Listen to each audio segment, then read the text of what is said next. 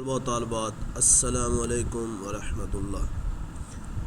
جب تک سکول نہیں کھلتے اس وقت تک ہم آپ کی جان چھوڑنے کے نہیں ہیں۔ ہر روز کا کچھ نہ کچھ ہم لیکچر دیتے رہیں گے اور اس کو سنتے رہیں، انشاءاللہ فائدہ ہوگا۔ نقصان آپ کا ہو تو وہ نقصان ہم پورا کرنے کو تیار ہیں، نقصان نہیں ہوگا، فائدہ ہی ہوگا انشاءاللہ۔ تو آج ہم پڑھیں گے جس کا کام اسی کو ساجے۔ ایک سٹوری ہے، ایک کہانی ہے۔ تو 5 نمبر کی یہ کہانی آتی ہے، دیکھ لیں اپنی شرح سرمایہ اردو سے۔ یہ ہے جس کا کام اسی کو ساجے۔ کہ جون کا مہینہ تھا، گرمی کی شدت عروج پر تھی۔ تو یہ عروج ایک نام بھی ہے، تو اس سے مراد عروج وہ نہ لے لینا، بلکہ اس سے مراد بلندی پر بہت زیادہ۔ جنگل کے کنارے گھنے درختوں میں بندروں نے اپنا ٹھکانہ بنا رکھا تھا۔ بڑھ کے ایک درخت کے نیچے مہردین بڑھئی اپنے کام میں مشغول تھا۔ یہ بڑ بوڑھ ہے، وہ اپنے کام میں استاد مانا جاتا تھا۔ لکڑی کے بڑے بڑے لاٹھ لے کر آری سے چیرنا اور چھوٹے ٹکڑے بنا کر مختلف قسم کے فرنیچر تیار کرتا تھا۔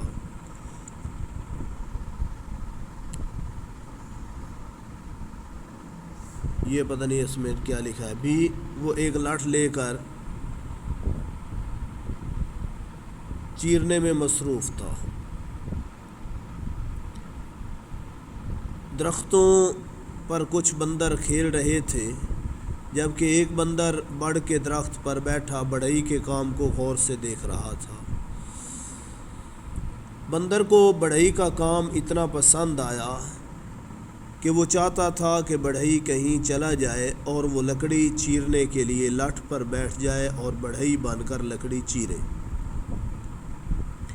بڑھئی اکثر لکڑی چیرتے وقت لکڑی کی درز میں ایک پچر ٹھونک لیا کرتا تھا۔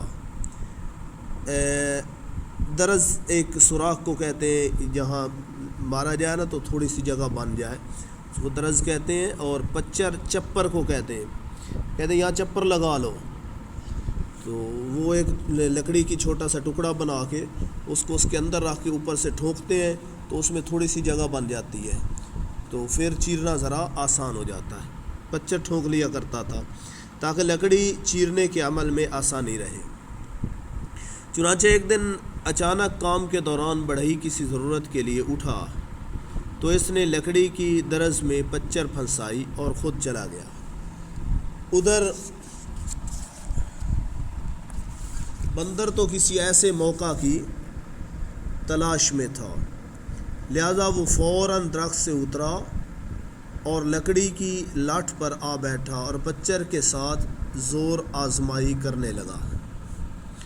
بندر کے مسلسل ہلانے پر پچر باہر نکل آئی اور لکڑی کی درزیں آپس میں مل گئیں، جس کی وجہ سے بندر کا ایک ہاتھ بھی درز میں پھنس گیا۔ بندر درد کی شدت سے تڑپ اٹھا، ہاتھ نکالنے کی بہت کوشش کی لیکن بے سود۔ آخرکار بندر بے ہوش ہو کر گر پڑا۔ بڑھئی جب واپس آیا تو بندر کو بے حس و حرکت پڑے دیکھ کر سارا معاملہ سمجھ گیا۔ اس نے جلدی سے پچر اٹھا کر دوبارہ ٹھونکی، لکڑی کی درز میں خلا پیدا ہوا تو بڑھئی نے بندر کا ہاتھ نکال لیا، لیکن افسوس کہ بندر اپنی بے وقوفی کی وجہ سے جان گنوا چکا تھا۔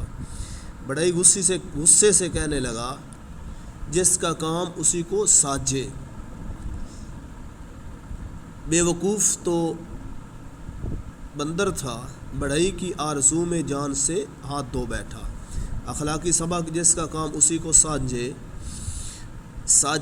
جس کام سے متعلق سوجھ بوجھ نہ ہو اس میں الجھنا نہیں چاہیے۔ تو یہ 2 اخلاقی سبق اس نے لکھے ہیں۔ کبھی کبھی امتحان کے اندر آئے گا جس کا کام اسی کو ساجے، اور کبھی آئے گا جس کام سے متعلق سوجھ بوجھ نہ ہو اس میں الجھنا نہیں چاہیے۔